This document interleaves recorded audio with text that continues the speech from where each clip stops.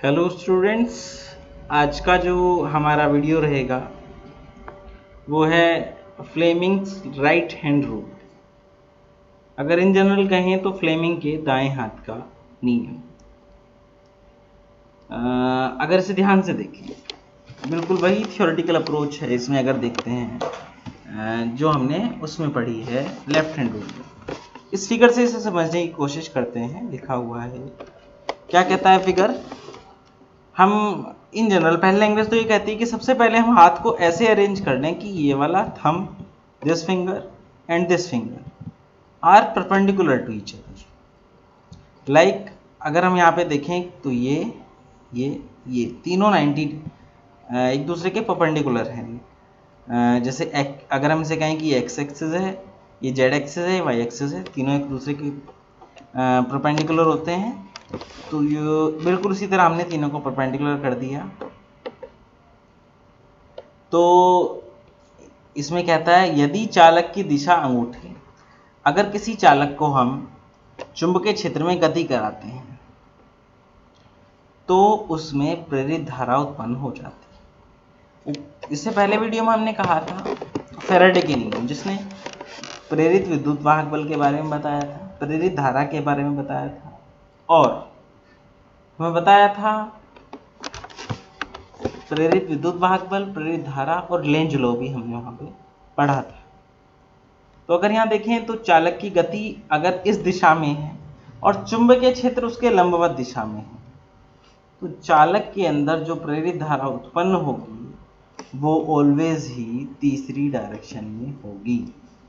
अगर बिल्कुल इसी की लैंग्वेज को पढ़ें जो नोट्स में डिफाइन की गई है, यदि चालक की दिशा, गति की दिशा अंगूठे द्वारा, चुंबकीय क्षेत्र की दिशा पहली अंगुली द्वारा, तो चालक में उत्पन्न प्रेरित विद्युत धारा की दिशा दूसरी अंगुली द्वारा प्रदर्शित होगी। तो ये हमारा फ्लेमिंग के दाएं हाथ, दैट मीन्स राइट हैंड का नियम है। इससे आगे अगर हम बढ़ेंगे तो नेक्स्ट जो हमारा टॉपिक रहेगा लॉरेंज के बल के आधार पर विद्युत चुंबकीय प्रेरण की व्याख्या, या फिर इसे हम ये भी कह देते हैं मोशनल ईएमएफ, गतिमान वैद्युत वाहक बल। गतिमान वैद्युत वाहक बल, या फिर अगर इन जनरल अगर समझें, अगर हम किसी कंडक्टर को, कंडक्टर कुछ भी हो सकता है, लाइक एक वायर हो सकती है, रोड हो सकती है, कंडक्टर को चुंबकीय क्षेत्र में गति कराते हैं,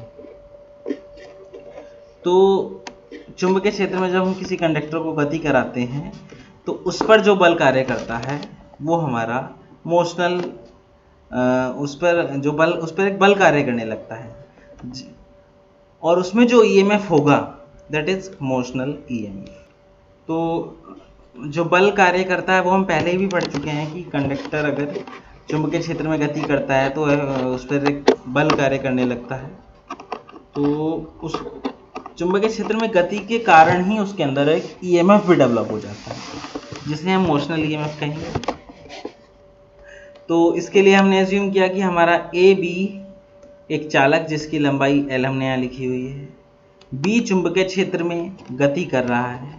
ये जो क्रॉस बने हुए हैं बताते हैं कि बी की दिशा कागज के तल के लंबवत है, दैट मीन्स यहाँ से सामने से परपेंडिकुलर है।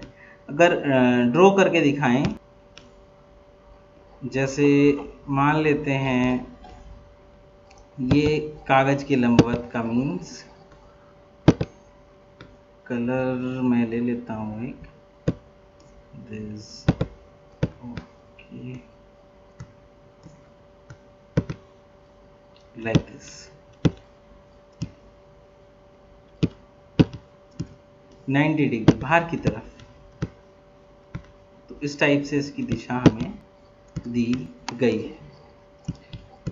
इसके बाद तो इसमें देखो यहाँ पे लिखा हुआ है क्योंकि ये चालक है और चालक के अंदर मुक्त इलेक्ट्रॉन होते हैं जिसके कारण उसमें करंट भी प्रवाहित होती है, तो उन इलेक्ट्रॉन्स पर एक बल कार्य करेगा, जो कि हमने पहले भी पढ़ा है कि गतिमान आवेश पर बल जो था F बराबर QVB तो Q मतलब आवेश, अब चालक के अंदर जो इलेक्ट्रॉन्स हैं उस पर आवेश E मतलब इलेक्ट्रॉन का आवेश, F बराबर EVB।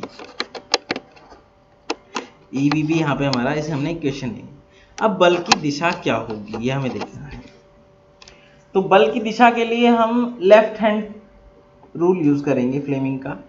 अगर उसे हम देखें तो लेफ्ट हैंड रूल क्या कहता है हमारा कि अगर कोई गतिमान आवेश चुंबकीय क्षेत्र में गति करता है तो उस पर लगने वाला जो बल है वो चुंबकीय क्षेत्र और उसकी गति की दिशा के लंबवत ही दिशा में होगा। तो यहाँ पर हम क्या देख रहे हैं कि मैग्नेटिक फील्ड बाहर की तरफ है, राइट हैंड की तरफ ये गति कर रहा है, तो इसकी जो लंबवत दिशा नीचे की तरफ आ गई, इसमें हमारा आवेश पर बल कार्य कर रहा है। देखो इसमें हमने यहाँ लिख के भी दिखाया है, इस बल के कारण मुक्त इलेक्ट्रॉन चालक में A से B की ओर जाने लगेंगे। तो यहाँ से यहाँ की तरफ क्योंकि बल कार्य कर रहा है तो जो मुक्त इलेक्ट्रॉन हमारे फ्री इलेक्ट्रॉन्स थे वो A से B की ओर जाने लगेंगे। तो इलेक्ट्रॉन A से B तक की तरफ आ रहे हैं, कौन लेकर के आ रहा है? ये वाला फोर्स। इस फोर्स ने A से B तक लाने में इलेक्ट्रॉन को जो कार्य किया वो हमने लिखा W बराबर फोर्स बल गुना विस्थापन। बल जो हो जाएगा हमारा वो ऊपर हमने लिखा ये EVB, और विस्थापन मतलब कितनी दूरी तय की। A से B तक आने में हमने सिर्फ ये L दूरी तय की। A से B तक आने के लिए सिर्फ ये L दूरी तय की, तो बल गुना विस्थापन हमने लगाया EVB गुना L। अब इससे क्या होगा? इससे विभवांतर उत्पन्न हो जाएगा। विभवांतर क्या? ये नेगेटिव चार्ज इस तरफ आ जाएगा तो ये सिरा पॉजिटिव हो जाएगा, तो पोटेंशियल डिफरेंस यहाँ पे डेवलप हो जाएगा। पोटेंशियल डिफरेंस या जनरल विभवांतर। तो यही जो विभवांतर उत्पन्न हो रहा है इसे हम कह रहे हैं कि मोशनल EMF है, क्योंकि ये विभवांतर मोशन के कारण ही उत्पन्न हुआ है। तो प्रेरित विद्युत वाहक बल जो हो जाएगा कार्य, ऊपर हमने लिखा EVBL अपॉन आवेश। फॉर्मूला हम जानते हैं इससे पहले कि V बराबर जो होता है वो अगर लिख दें W अपॉन Q होता है। तो V बराबर W अपॉन Q, प्रेरित विद्युत वाहक बल कार्य अपॉन आवेश। कार्य ये था, आवेश इलेक्ट्रॉन का आवेश, E से E कटा, तो यहाँ पे जो हमारा मोशनल EMF या प्रेरित विद्युत वाहक बल हो गया वो हुआ V बराबर BLV। अगर यहाँ पर एक केस हम जनरेट कर दें, यदि चालक B से थीटा कोण पर V वेग से चलाया जाए, यदि चालक जो है वो चुंबकीय क्षेत्र की दिशा से थीटा कोण बनाता है, तो फॉर्मूला जो हो जाएगा वो आपको ध्यान देना है, V बराबर BLV साइन थीटा। ये हमने यहाँ पे फॉर्मूला लिखा है, V बराबर BLV साइन थीटा। अब थीटा के लिए केस ले लेते हैं कि यदि थीटा 0 या 180 हो तो क्या होगा, या फिर इसे क्या ऐसे भी कह सकते हैं कि B की दिशा में या दिशा के विपरीत।